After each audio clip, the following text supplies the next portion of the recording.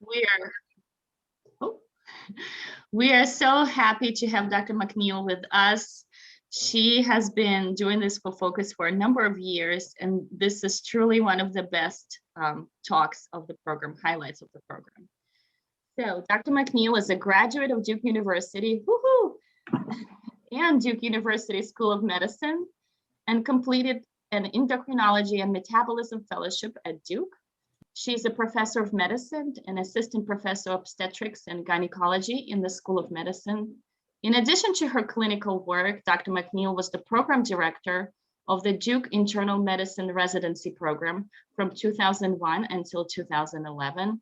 And she has been the director of Duke AHEAD, and AHEAD stands for Academy for Health Professions, Education and Academic Development, since 2013.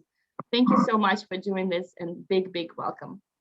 Well, it's great to be with you all. And I will apologize for something I have no control over, which is usually, as Dr. Andrews was pointing out, we have done this in the past with a remarkable food and opportunity to be near each other. So I will start out by saying, if you want to eat while we're doing this, no problem. Feel free to go ahead and do it. I will ask if you wouldn't mind participating by putting some things in the chat when I ask you to. That would be awesome. So I don't feel like I'm just talking to me, but it is a privilege to be with you all. This has been a very unique year. We're going to talk about why you want to be a health professional. And I'm going to assume that I have a diverse group of people. If you wouldn't mind doing this really quick thing in the chat for me, would you all mind typing in to the chat what year you are in school?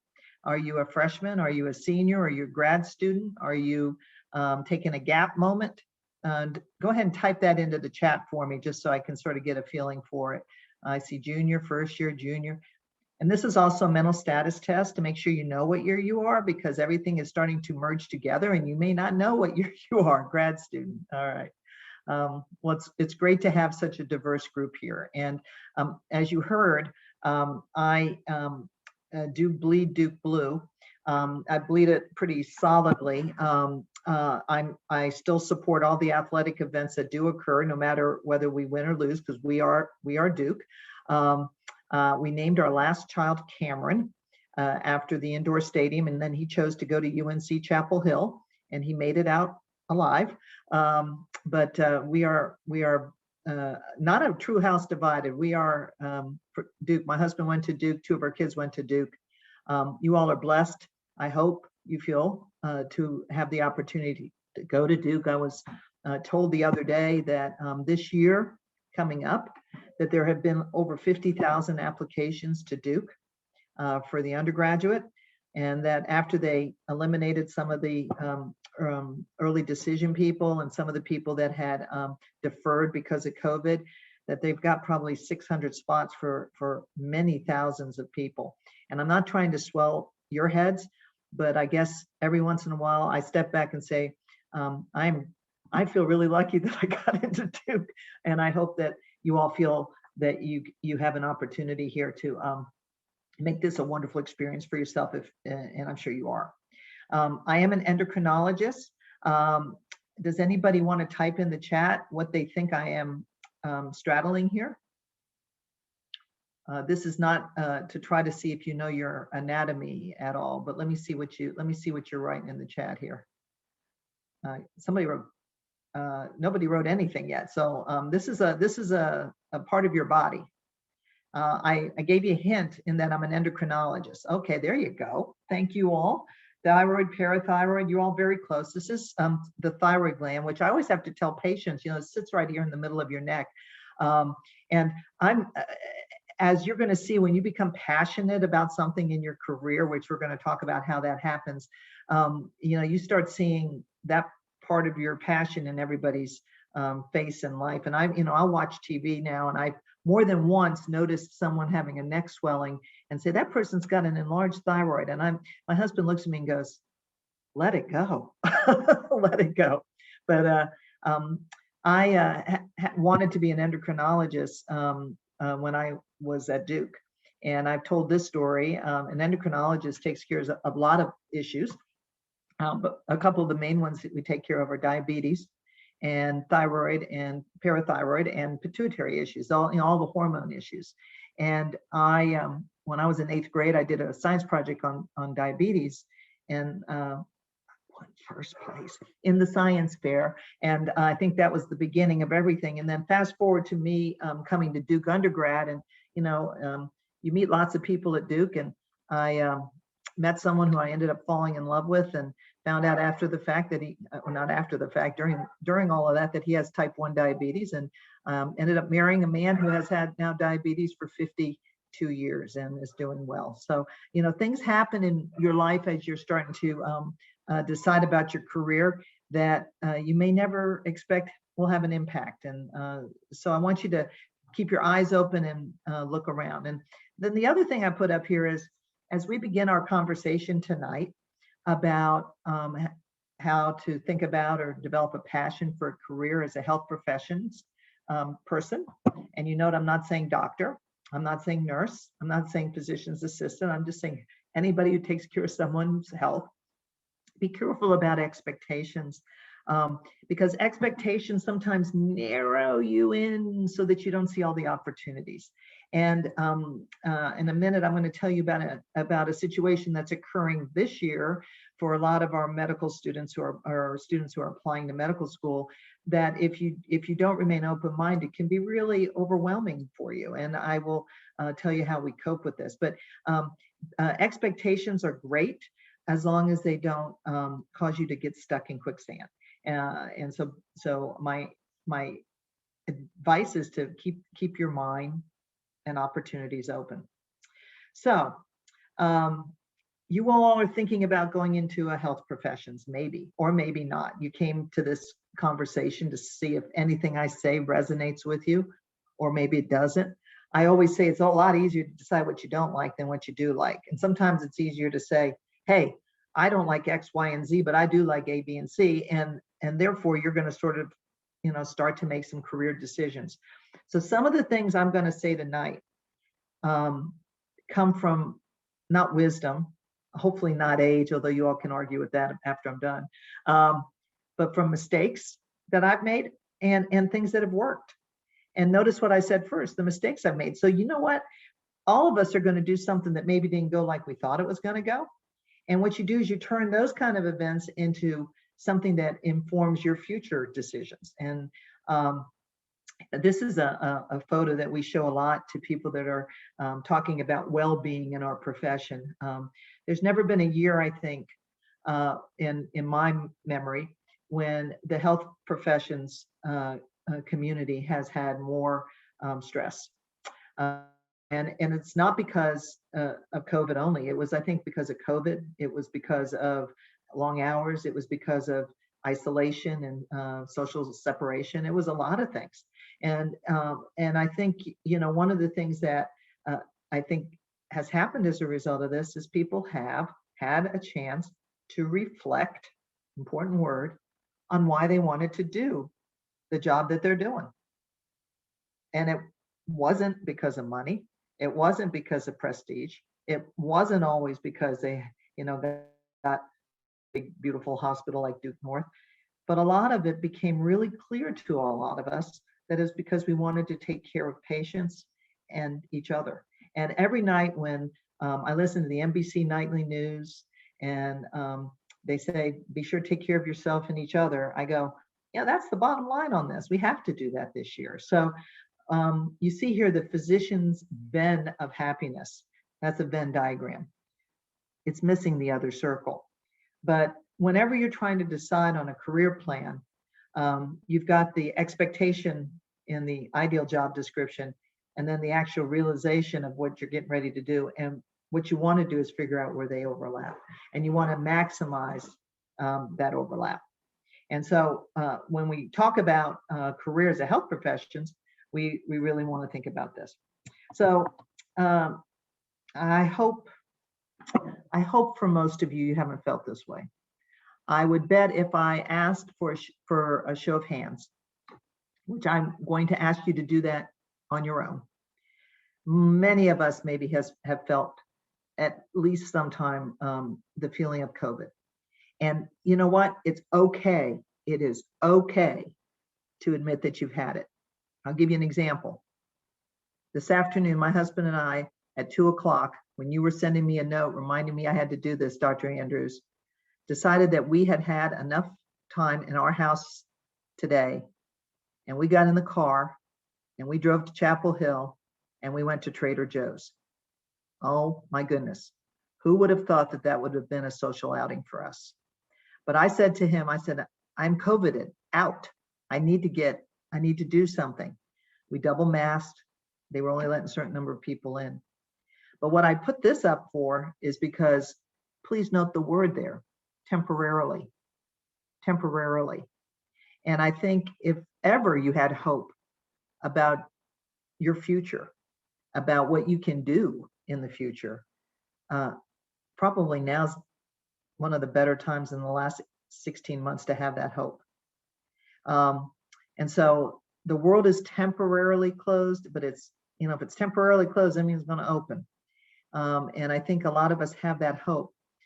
This also allows me to mention a teaching tool that I tripped on by accident. I don't remember where I heard it. I might have heard it from the undergraduate side because we didn't have the ability to look at Unsplash. I don't know if any of you contribute to Unsplash. Unsplash is pretty cool. It's a lot of people that are remarkably good photographers, and they take pictures, and they're free for you to use in your talks, as long as you do what I did here, which is give credit to the Edward Hooper, who I don't even know, who took this picture. But a little sidebar, just for your future use. So I ask the question to all of you as we start to talk about your professional decisions: is the world really closed? And I'm going to posit to all of you that perhaps we have had more opening this last year than we ever had before. The pictures you see here were taken on our campus. They were taken over at Duke North when we had a community gathering to support Black Lives Matter after many, many of the horrible injustices that we've all witnessed and heard about in the past year. And I hope you can read all of this, but it says, "Injustice anywhere is a threat to justice everywhere," Martin Luther King. And then one of my colleagues took one of her white coats and said, "Social justice is our score." And, so what I said to myself is, it's really not closed. It's actually really open. That's my husband over there screaming at the dog, but we're going to be okay. So I actually would tell you that we have a lot of hope coming forward. This is a picture that's hanging up in Duke North right now. And when you're all thinking about wanting to have a career as a health professional, I ask you to stare at these pictures. This is a pretty cool poster. These were pictures of real people working at Duke Hospital in all aspects of healthcare, including environmental service, food delivery, valets, doctors, nurses, respiratory therapists, OR assistants. And what was really cool is I was working last couple weekends ago, and I was walking around the hospital, and there's a food service friend of mine. I've known her for 20 years at Duke. She is a saint. She delivers food to patients all the time, and delivers them sometimes to their families if they're struggling with food. And she comes up to me, she goes, "Dr. McNeill, it's so good to see you. I haven't seen you in a long time." That's because a lot of us have not seen each other in a long time. She said, "You know what? They took a picture of me and it's downstairs in the hall and I didn't even know it." I said, "You should take a picture of the poster and send it to your family." And what I think you see on this is the hope that I think a lot of us are feeling in our health professions right now, and the hope that I think we're feeling at Duke. Not everybody's smiling in this picture, and one of the things you'll see is not everybody can be recognized. She said she didn't even recognize herself until someone pointed it out. But I think when you look at this and you look at the totality of the things that are occurring in our country and in our world right now, there is room for hope, and there's room for hope for each of you. And so with that as my background, I wanted to begin talking about why this is a wonderful time for you all to consider entering a health professions if that is your passion. And I want to say that first. It's got to be your passion. If you're not sure, that's okay. You have time to reflect. There's no speed dial toward going into any of these health professions. But it is something that you got to feel from your heart. And this was a quote from the Associate Dean of Admissions at Boston University School of Medicine. As we have noticed this year, a remarkable increase in applications to health profession schools. In fact, applications to medical schools this year are up 17%. And some schools, they've noticed a 35 to 40% increase in admissions applications. But what she said is, so many people have seen the different groups in our country facing such different effects based on their zip code or race. This year, applicants are motivated to get out there and fix societal problems. And I have to suspect that some of you sitting here listening to this conversation tonight, and hopefully reflecting on it after we're done talking, do feel that passion to get out there and fix societal problems. We're not going to fix them all, but we certainly don't fix them by sitting on our hands. We certainly don't fix them by not participating. So that was an important comment. So I took this picture today from the AAMC, which is our big overarching group that monitors all of the medical schools and academic medical centers in the United States. It's the Association of Academic Medical Centers. And this was the title. It says, application to medical school at an all-time high. What does this mean for applicants and schools? And I spent about 5 seconds debating whether I would put this slide up here, because I said, doggone it, Diana, you don't want to get everybody frightened and they don't want to apply. And that's not what you're about. And that is not what I'm about. I am a doggone good recruiter, really good recruiter. But I'm not going to try to recruit you. I'm going to tell you why this is a good time to think about a health career professions for you. So despite what I told you about the uptick in applications to medical school, one of the things that has happened as a result of this is that the medical schools and the other health profession schools, while recognizing this increase in applications, have sometimes increased the size of their classes. They have changed some of the requirements for admission such that they reflect more diversity, more competency. You don't only have to be a chemistry major. By the way, I was a chemistry major at Duke. We used to go to Gross Chem, which I think now is environmental school building, but they made us climb all those steps. I just never understood that. But they're looking for competency as a human, competency that you actually have a passion for the career that you're entering. One of the deans that was writing in this article said, now what we look for in a medical student applicant is, why do they want to come to our school? Why do they want to come to our school? What can they bring to our school that's different than anybody else? And if you don't get in the first time, what I'm going to posit to you is, don't give up. If you're passionately there in your heart, then you're going to get in. You're going to get in. The other night, Duke and Wake Forest had a screening of a video that one of my former residents produced. It was called Black Men in White Coats, Black Men in White Coats. And what the documentary detailed was some of the struggles both medical schools and communities have had in recruiting Black men into the medical profession. And one of the things that really stayed with me was that they had a story about a now surgeon who was in the Marines for a while, 8 or 9 years, serving our country, who applied to medical school 3 times before he got in. 3 times. And what he figured out was that he needed to get some special mentoring through one of the post-baccalaureate programs, and also some special support for both his application as well as his test taking. And now, you know what he does? He goes and does it It gives back to other students who are applying.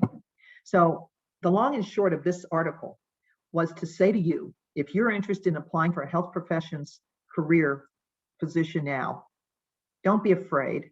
Don't step back, but just reflect on why you want to do it. Reflect on the passion that you're going to bring to the opportunity, and you'll do it.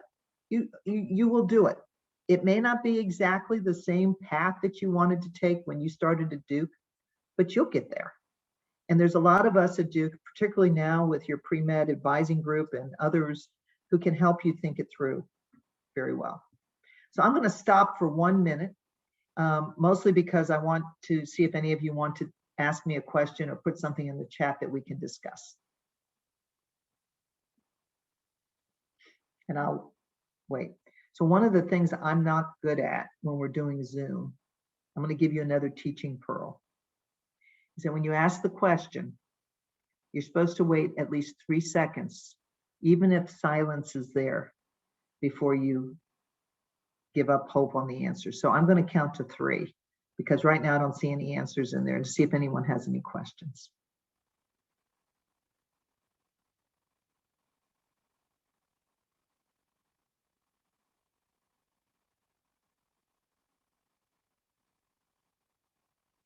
So what I want you to write in the chat right now is, and you can do this anonymously or you can do it with your name. I don't know a lot of you. That's the disadvantage of this means of teaching. But what I would like you to do is write down one positive characteristic that you think you have that would be something you would want to share if you were applying to any health profession schools. Just write down a couple words. I'm not gonna hold you to it so you can make something up, but just write down something in the chat that if you were to apply to a health profession school, you feel is one of your gifts.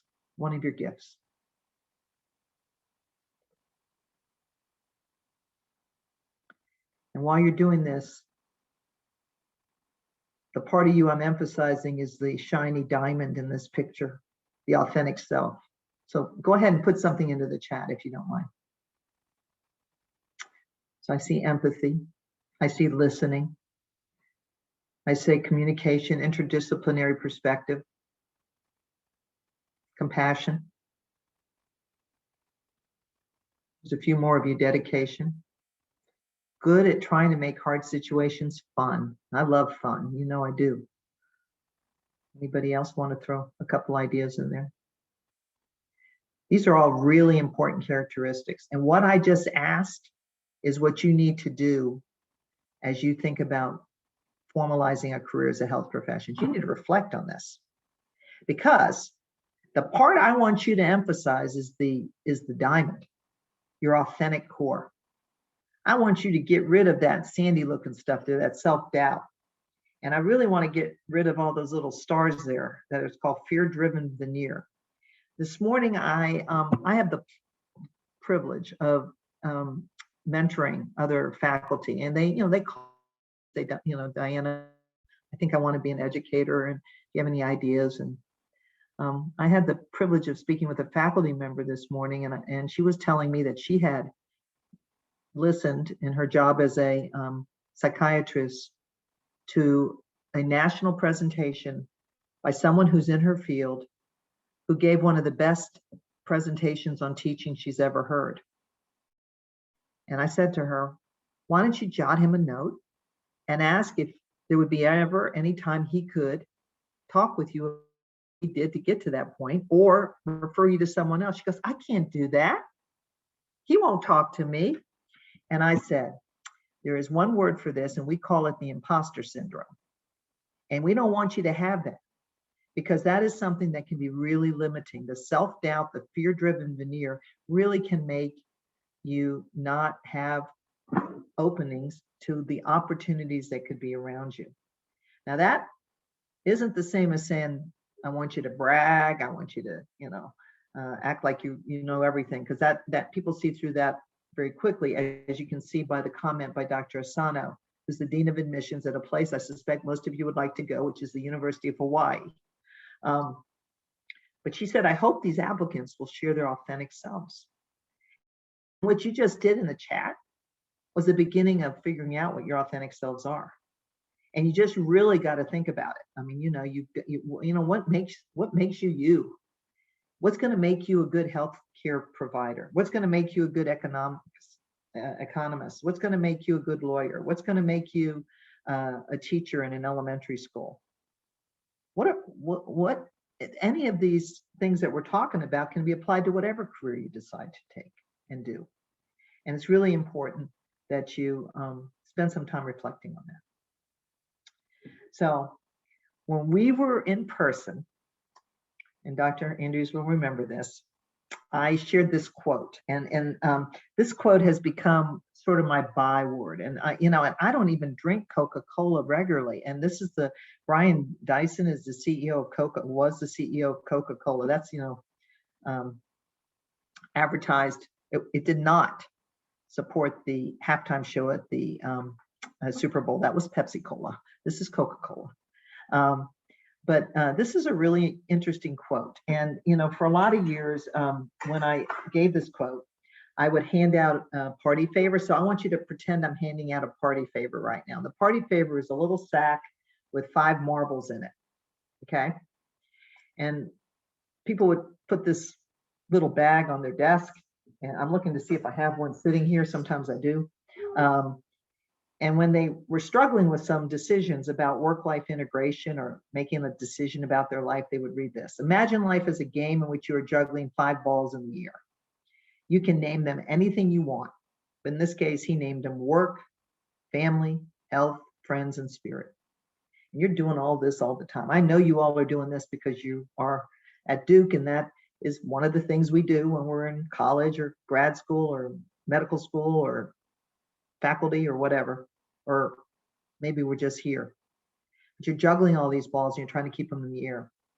You'll soon understand that work is a rubber ball. If you drop it, it will bounce back. But the other 4 balls, your family, your health, your friends, and your spirit, are made of glass. If you drop one of these, they will be irrevocably scuffed, marked, nicked, damaged, or even shattered. They will never be the same. You must understand that, and I always add, you must take care of your glass balls. So I hope I am not leaving you with the impression that I don't believe in being a good worker. I think I've done my share over the years. But I also will say that when work becomes the priority over the other 4 things that should be important to you, then it also becomes the drudgery. And we are spending a lot of time, particularly this year, addressing the importance of family, health, friends, and spirit, probably more than ever before. I was talking to a medicine resident in clinic the other day, and I said, "So how are you doing?" And he said, "I'm doing okay." I said, "Well, we've had a long year. What are you been thinking about?" He goes, "Well, I've been okay, coming into the hospital and taking care of really sick patients. I've been okay wearing PPE, the mask and the gown and the gloves and all that." He said, "But the thing that's getting me is that I haven't seen my parents. I haven't seen my sister. I haven't been able to see my family in a while." And I think for many of us, you got to call that out and you got to say it. And then you have to say, I have hope that things will get better soon. And while I'm waiting for them to get better, I'm gonna take care of those 4 balls, because ultimately you're going to need those 4 balls when you go back to work. Okay? So important quote. So we all juggle. Nobody juggles more than a college student, to be honest.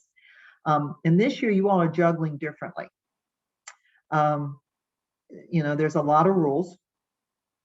There's a lot of things you can't do. There's a list of things you can do.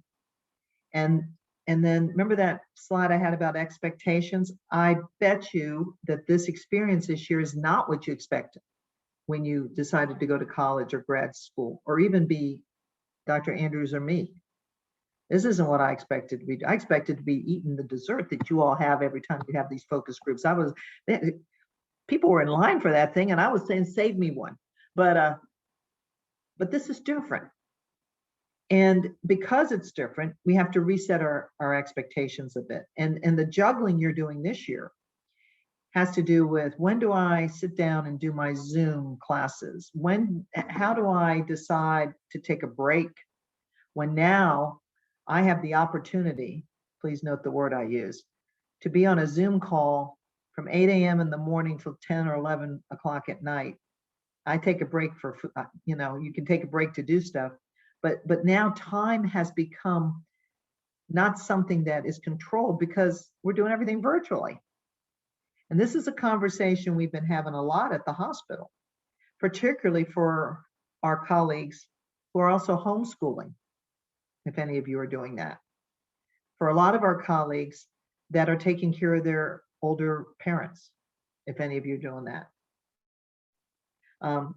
So I think the juggling is still there. It's just a little bit different this year than it's been in the past. This slide is up here because while you're juggling, you're sitting here going, oh, okay, Diana's talking about going into health professions, and and I'm a art history major. Please recall what I said when I showed you that double AMC picture about all the people applying to medical school. People are looking for competency and passion now. You don't have to only be a science major to get into medical school or PA school or nursing school or law school or anything that you want. And different paths lead to the same destination, but you have to have the passion for what you want to do and identify how you have used whatever you decided to learn more about to make you competent to enter that profession, because you are going to be developing, in whatever profession you enter, professional identity. If you decide that you're going to teach in an elementary school, you're going to identify as an educator, a teacher. If you're going to be a doctor, you're going to identify in that profession. We all are going to identify in whatever profession we do, and we may take different paths to the same destination, which leads me to the comment. When you are sitting, you're not sitting next to anybody right now, because all of you, I see where you are. You're all in your houses. It looks like I can't tell where you all are, because a couple of you have turned off your video. But if you're in your house, you're not sitting next to anybody who's going to have the same career plan that you have. And so in the past, we would say, turn to the left, turn to the right, talk to those two people and ask, how they're going to get to their career objective. And they would all have different ways of doing that. And that is okay. That is okay. Because remember, it's passion and competency getting you to your end goal.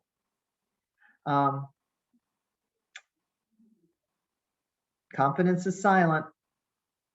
A lot of times insecurities are loud. And you know what? I think what works, at least it works for me, is to identify my insecurities. And sometimes we identify our insecurities with a little bit of humor. I am a physician, but I hate doing procedures. I've been joking, Guy, maybe I shouldn't tell you this in case you show up to get your vaccine and I'm the one giving it. But I said, the worst people giving vaccines are the doctors, because we never were taught how to do vaccines. And I said, but I can learn and I'll give a vaccine right away if I need to. But I think, you identify what you're insecure about, and then, you call it out and try to address it. You might not address it all the way, but confidence is silent and insecurities tend to be loud. So in no year like this one is this word overused. I believe in resilience. I think we all need to have it. It's been really important to have it this year. But the thing is, decide to enter a profession, you're going to have to be flexible. That's the word we've been using all year. When we in March were told that we had to go to a virtual medical school, when you in March were told that you had to go home and finish the rest of your year, if you were not a freshman this year, virtually, all the faculty said, I don't even know how to spell Zoom. How am I going to do Zoom? You know? But we were able to do things in a very short period of time to address some of the changes that were necessary. And one of the biggest ones in the health professions is that we went to telemedicine pretty quickly. You know, we were doing 100 telemedicine calls a month in January. And by the end of March, we were doing thousands of them, because patients were not coming into the hospital, to the clinics, because we were on restriction at that time. And now, you know what's cool? These setbacks have allowed us to think about new ways to do things. So you all may have the opportunity to have more asynchronous learning. You all may have the opportunity to not have to drive into, you see your health provider all the time. You can do something virtual. You know, it's changed the way we think. And we may not ever go back to those old ways. And you know, the other thing it's told us is that when communities come together and they share ideas and they have a shared goal, we can do things remarkably fast. Please think about how fast the vaccine was developed. That is going to be written for the rest of your lives as a historical marker in medicine. It's a historical marker in medicine. We've never done that before. So anyway, for you, you need to know what you're good at. You need to know what you want to work on. You didn't hear me say what you're bad at. You're not bad at anything. You know, you're less good at something. And that's because you're a human. We don't have to be good at everything. In fact, I always get worried when someone says they're good at everything. I'm going, don't have much insight. Need to get enough sleep. That's a big deal right now in our world. We've been talking about it a lot at the hospital.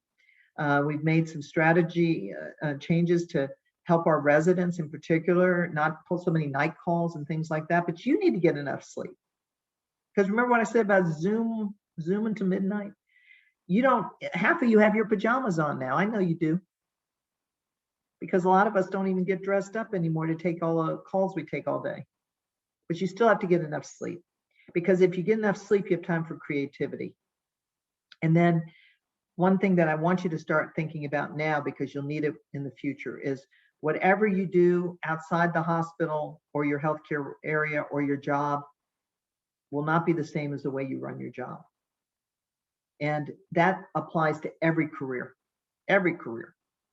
And so you want to sort of be careful. So here's a couple tips, and then we'll end with some questions here. Every day, decide what you're going to do that's important, and also decide what's not important. You know, I went to Trader Joe's in the middle of the afternoon today. I had a meeting I think I was supposed to be at, and I told them I wasn't going to be there because for me, I needed to get out and go do something. I just knew I needed to do that. And, you know, you will make those priority decisions a lot in your life, but you need to do it every day. And when you do it every day, it helps you sort of set the stage for what will be a positive day. So you make a list. Please look at 4 and 5 on there. Don't forget to eat. Don't forget to sleep.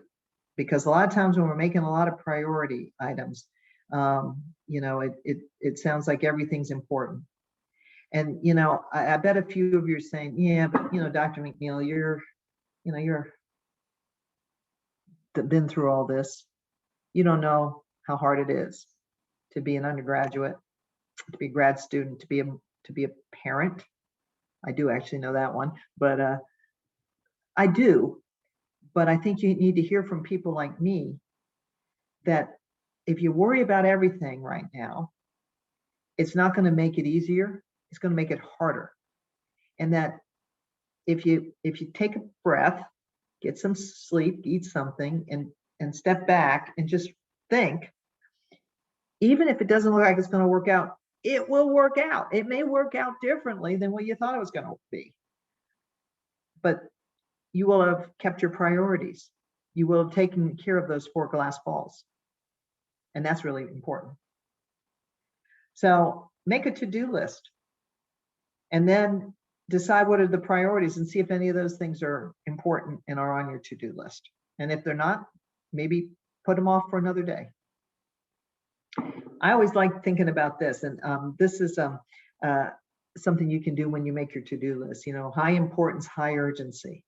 High importance, low urgency. You can decide if calling your parents are high importance, high urgency.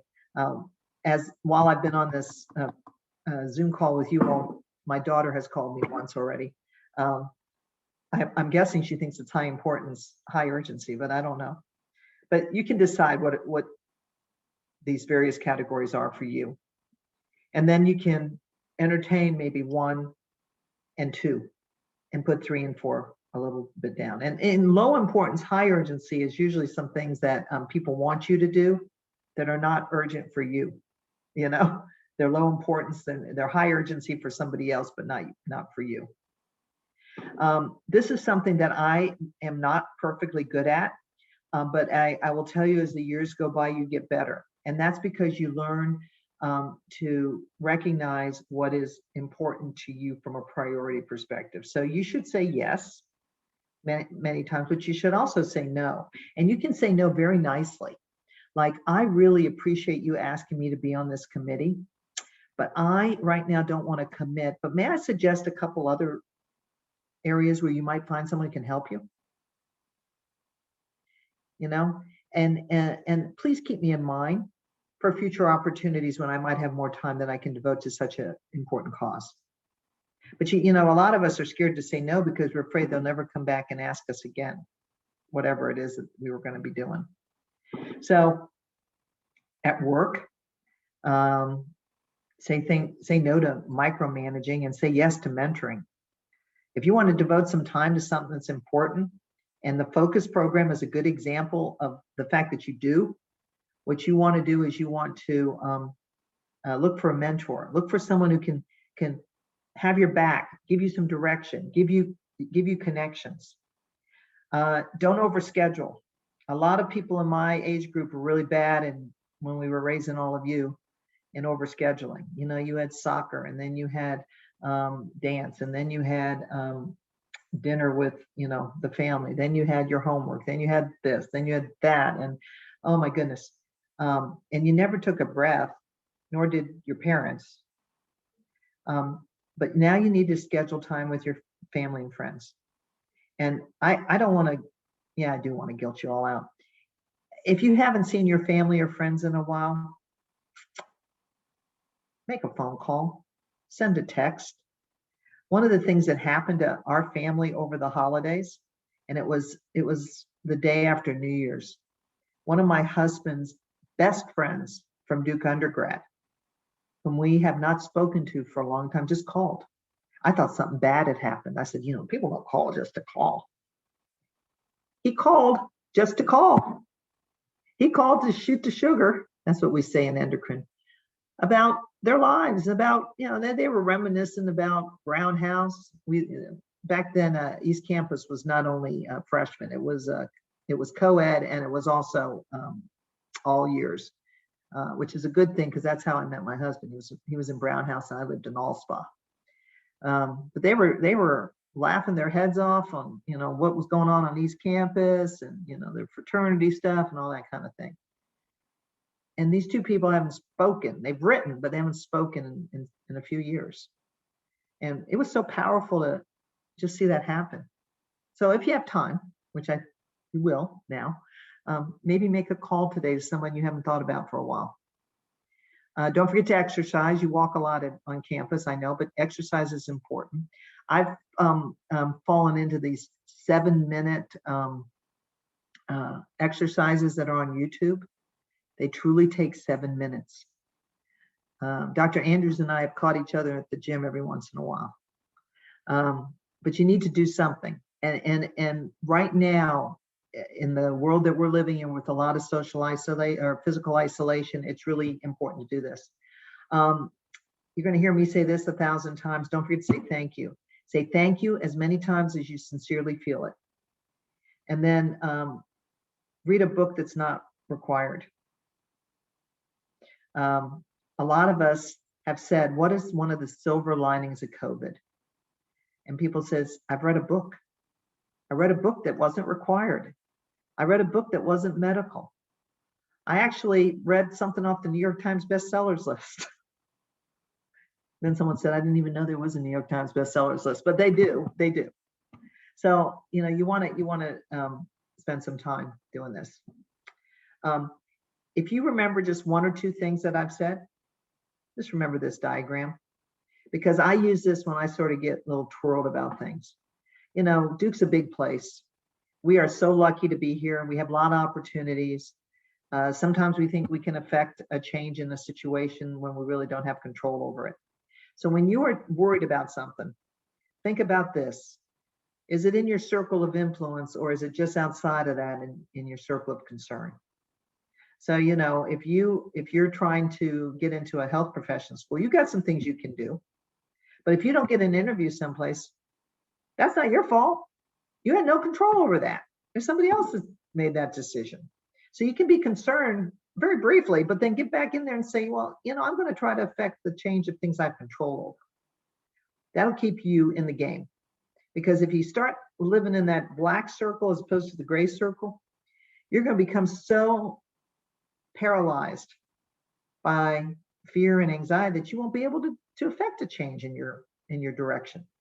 And those balls that you're trying to take care of are going to start falling on the ground and getting a little shattered. So just remember, we can only deal with what we can control in our lives. And it's different from me and Abigail and Dr. Andrews and Yarna and everybody. We all have different ones, but we can only control some of those. I've said this many times, you need times to reflect. I used to think this was sort of a soft word.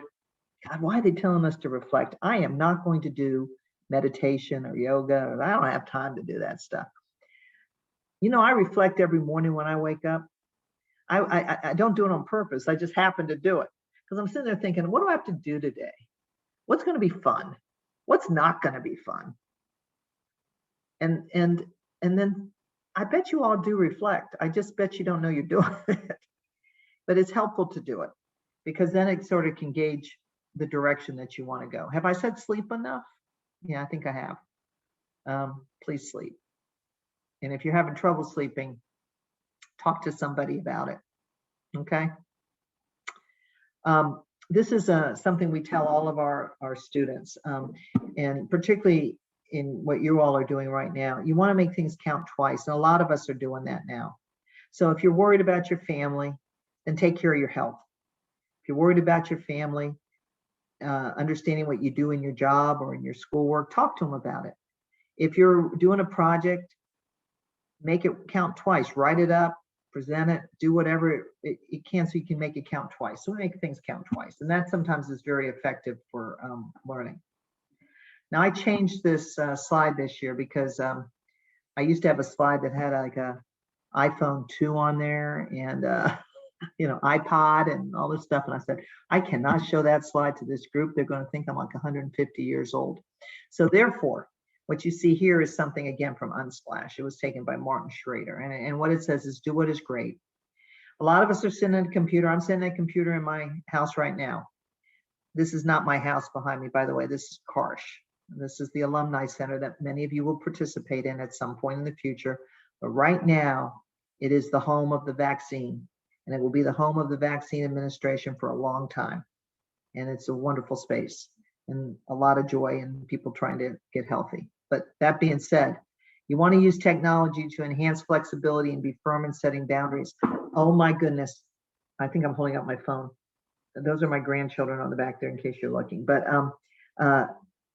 put the phone down for a minute, just a minute when you're eating your dinner, just a minute.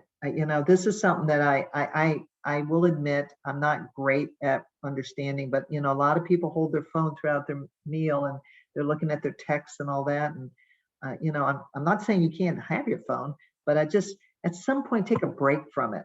And one of the things that I teach, and I'll let you all decide how you want to address it in your own lives, is think twice before you send an email after 8 o'clock at night or before 6 a.m. in the morning. Think twice about it, particularly if you're in a leadership position, because what that says to people indirectly is, I'm expecting you to be looking at your work all the time, all the time. Never take a break.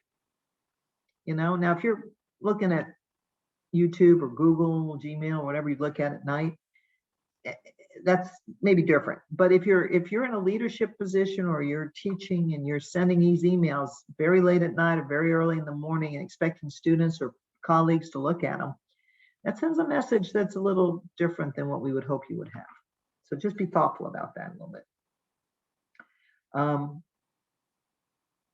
Some people try to do electronic free days. It's really hard to do that. But when you do go away, some people do put an out of office on there. Now, in the chat, write down what you think this picture is. Just write it down. Let's see. This is to help you realize that we're coming into dinner. Anybody have any thoughts on what this is? Let's see here. Yeah, okay, good. All right. Exotic fruit, passion fruit. Yeah, it is passion fruit. It's pretty tasty, by the way. I haven't made many recipes with this, but passion fruit is something, again, that you want to align yourself with your passion. And when you're starting out thinking about careers in any field, you've got to sort of think about your passion, and you also have to accept that your passion may change. Your passion may change over the years, depending on what experiences you have. You may be a global health person right now, and you go someplace and you decide, well, I don't want to do global health anymore. I want to do public health. I don't want to go to medical school. I want to get an MPH and do something else. All that's okay. It's all okay. But you just have to find your passion. And then this is what I always say is important. And this is from a medicine journal. But I always say, you got to be happy 80% of the time. I didn't say 100. I said 80. Because if you're unhappy more than 20% of the time, then generally you will work toward burnout. So everybody's going, well, let me think about that. Is that 1 day out of 5, 1 day out of 7? I don't know. But you got to be happy at least majority of your time. Work with each other. You're in a program here where you have the opportunity to collaborate with lots of remarkable people that can mentor you and help you, as well as your peers. Don't forget your colleagues. They're sitting right next to you. Well, they're not really right now because you're at home, but generally they're sitting right next to you, and they're wonderful to collaborate. It makes it a lot more fun. And you develop relationships that can really be helpful to you in the future. Don't forget to say thank you again and again. It's amazing how those two words really have such strong impact. And then you're at Duke. You have opportunities to have many peak experiences, even in this environment right now. And you just have to figure out what they're going to be, and then open your eyes and open your arms to those opportunities, and that can be really helpful to you. So finally, I'll put back up the quote that I started with, which is, you all have had just an amazing year. You have an amazing future ahead. And if you take care of those 4 balls, the 5th ball will work out really well for you. But you really do have to take care of your family, your health, your friends, and your spirit really, really well. So there's a couple books. You all will have these slides. One is called Grit.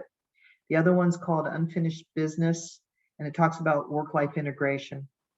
And then a book by Daniel Pink, who I love. He's a great author, Drive, about what motivates us. And then I had to throw a doctor book in there. And this one is written by Ron Epstein. It's called Attending. An attending is the faculty member who generally oversees all that medical care. But this book talks about humanity and medicine, and I think that's pretty cool. So I'll stop here and say thank you for inviting me back. It's a privilege to talk to all of you. I want to talk to all of you in person.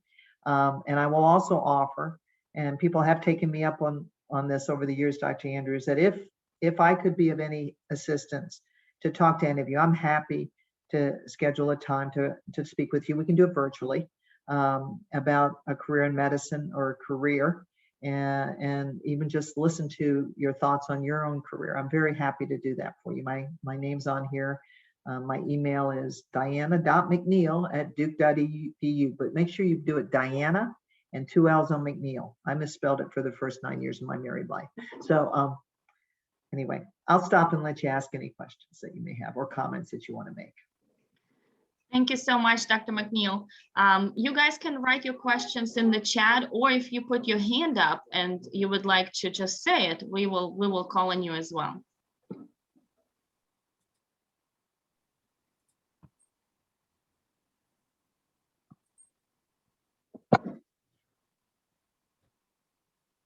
I will get us started with a question. So you were talking about moving to technology and making sure you keep work time, family time boundaries. Have you noticed that with the prevalence of online appointments and things like that in the medical field, but also more generally, that it is harder to carve that time out, especially as you'll be talking to friends and family on Zoom as well, considering our situation? Yeah.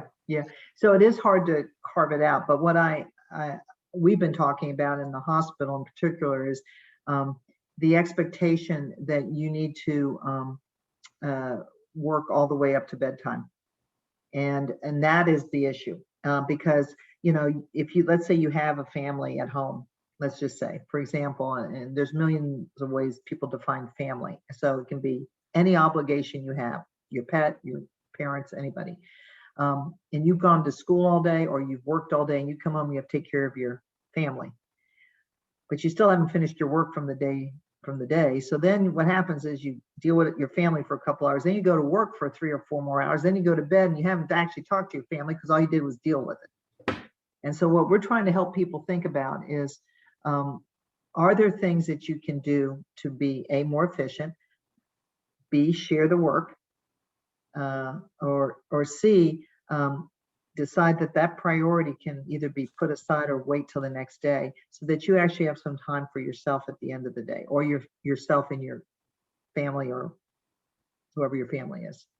Because if we don't do that, and we've all been talking about this with the asynchronous learning, because people, you may make a different decision, and some of you on the call maybe did make those different decisions, that you don't want to go to the lectures because they're asynchronous, and you want to go for a run or something, and you're going to listen to the lecture later. And that's different.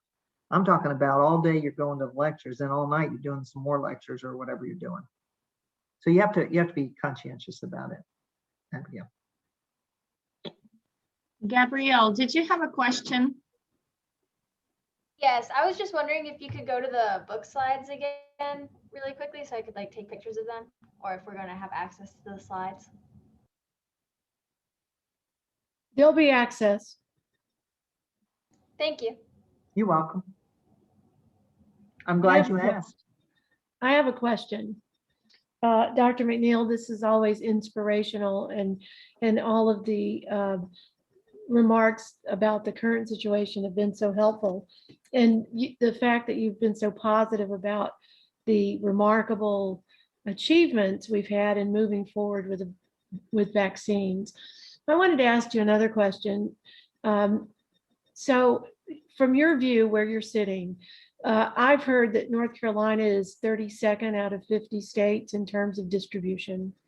I know I have colleagues and friends whose 80-year-old parents can't get vaccinated because their counties don't have any vaccines.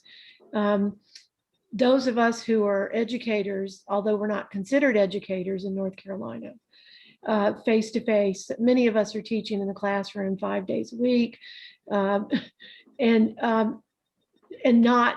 that's not considered essential.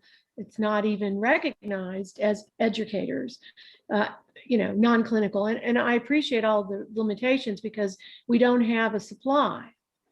So I guess what I was wondering from your perspective, what is wrong? The state of Arizona has vaccinated all of the faculty at the universities. They've been vaccinating students, graduate students. Arkansas, colleagues in Arkansas have been vaccinated. On the other hand, Canada the faculty at the University of Toronto were told 2022. Oh, my goodness. Yes, it's pretty shocking. So Well- I just wanted to hear your view of what's going on. Yeah. So I'll preface everything by saying this is my view. We've all learned to say that. This is my view. But I will tell you that I am involved with a couple groups that are working on trying to get the vaccine to underserved populations. So you are aware, Dr. Andrews, that they did just change the guidelines in the state to vaccinate elementary school teachers and preschool teachers. But they made the comment, as you're alluding to, not to vaccinate university people. I think the problem is, a lot of us feel, is that the rollout of this vaccine was not centralized. And therefore, every state had different guidelines, which have made it very confusing for people. There are a lot of folks, as you probably are aware, who have driven to other states where they may be eligible to get the vaccine. There are people driving miles in North Carolina to go to Clayton because they could get a vaccine at a spot because they ran out somewhere else. I think the problem is we didn't have either through our CDC or others a centralized set of guidelines for administering it, and we didn't anticipate the volume of vaccine we were going to need to immunize very quickly the youths of the world, the students. I mean, a lot of us are saying, please get the Johnson & Johnson vaccine out there, because that single shot is what every undergraduate should get, you know, just like the flu shot. I respect how frustrating it is. We hear this all the time. It is very scary for some people to not have the opportunity to be vaccinated. And as positive I was sounding about getting together with your families, it is when we get herd immunity that we will be able to do that. So I don't mean to sound like the dean, but yes, I do.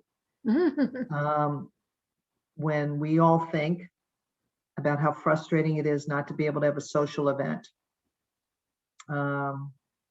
after a basketball game or after a lacrosse win or something like that, I've been inherently proud of the way the majority of Duke students have handled the compact and not gone out and put others at risk for getting COVID. But my answer to your question, Dr. Andrews, is I think it was the way we were organized at a national level or not, and having everybody in the states do it differently. I mean, you know, it amazes all of us.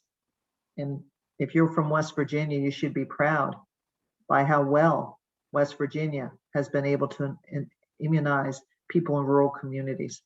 They got buses and they put the shot in the buses and went out to the community. Durham is going to start doing that.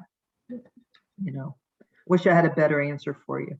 I'm just thinking, because I understand that there are amazing numbers of people who are refusing to be vaccinated in the first groups. And that I find astounding.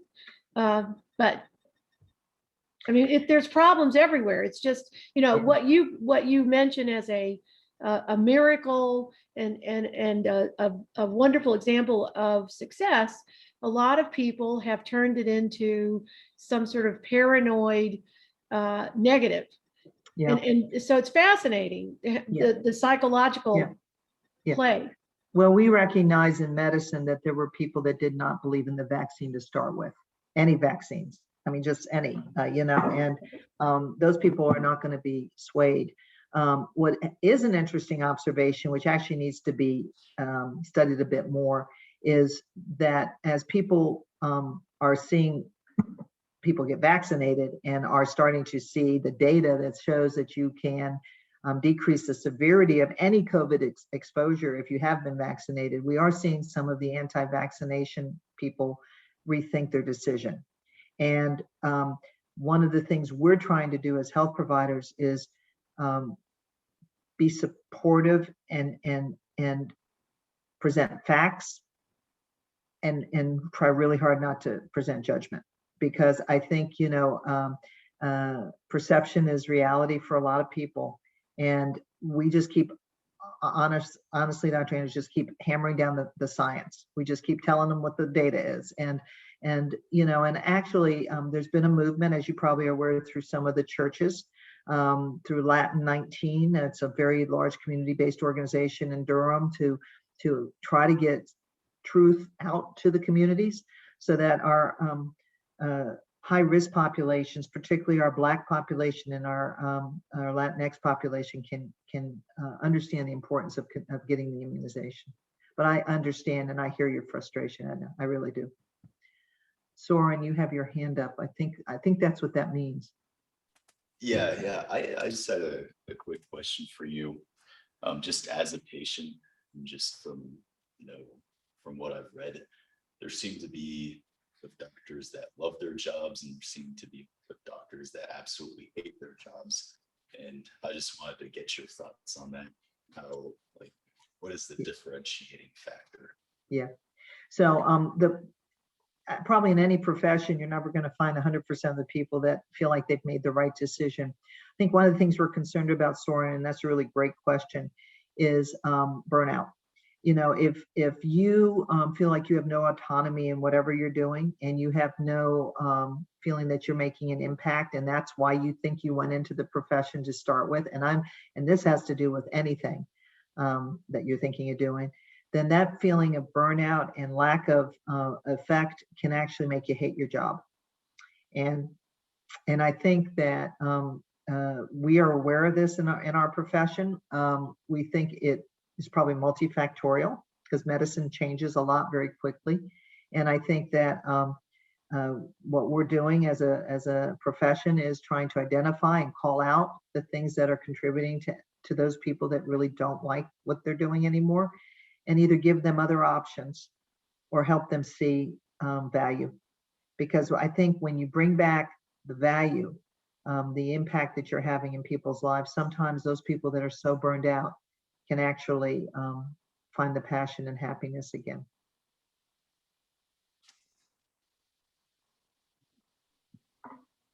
Does anyone else have a quick question? Appreciate you all sticking this out until the very end here. Yes, well, thank you so much. That was a fantastic presentation. My pleasure. And I was going to say thank you for joining us on this rainy day, but I guess if we don't have to go outside, then it's better to be on Zoom. Yeah. Well, we owe you a nice buffet, and we're looking forward to the campus actually being more normal by the end of the summer.